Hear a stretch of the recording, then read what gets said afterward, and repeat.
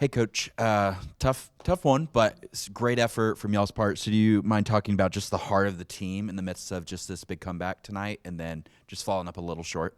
Yeah, I thought that in the fourth quarter we showed a lot of fight, and obviously the kids that were on the floor really went to war and fought to win, and then we got to have more of that. But we had to learn how to do that from the tip. Because this is Big 12 basketball, and you have to fight for every single possession. And, we got to utilize our defense. We've utilized our defense all year long in the full court especially. And, our kids have to really have that sickle attitude in the first quarter and let us play through some of that so that we can put them on their heels a little bit. But I thought our fight was good. Obviously, I thought we had some really valiant efforts from some individuals. But at the end of the day, it's a loss, and that's where we are. Yeah, so how does this loss at home kind of prepare you for the rest of Big 12 play and then moving into March? Yeah, I don't really know how losses prepare you, but that you better get ready to go because the next one's going to be just like that. But, we have another opportunity at Kansas. We've got to be ready to learn from this one as far as coming out with more aggression in the first half, learning how to defend without fouling. Executing out of timeouts, just little things that we've got to continue to fix. And obviously limit second chance opportunities. I thought they really hurt us on the boards tonight. And that hasn't been a problem in the past couple of games. So, we got to make sure that we can control the glass more.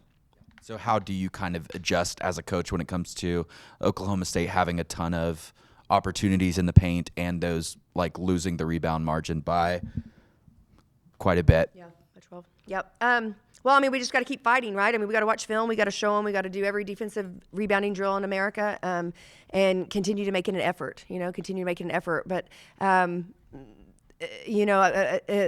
at the end of the day, it's just about fight and heart and guts and coming up with it. You're going to miss a couple here or there, especially when they're bigger than you. You're probably going to miss a block out here or there, but we can't give up 13. We've got to do a better job there. Coach, did y'all change anything drastically in the fourth quarter, or was it just a matter of doing it better? I think we did it better. I think our intensity level was much higher. I think I challenged them in the timeout, and they responded. I think we had kids that really wanted to go to war, and they bought into doing what I think they just started playing, right? They started competing, and that's what we got to have. We have kids that want to compete, no matter if what's happening on the court. Like it doesn't matter if you're making shots or not. Like compete, right? That's what Hurd did to us. Like every time she got the ball in the first half, she basically said, "I'm going to take you to the basket," and she took us to the basket and scored almost every time she had it. And that's what we challenged our kids at halftime was who's going to stop her, right? Like she's just saying, "Hey, our actions aren't working, so I'm going to take over." And so I thought Bailey Maupin did that for us in the second half.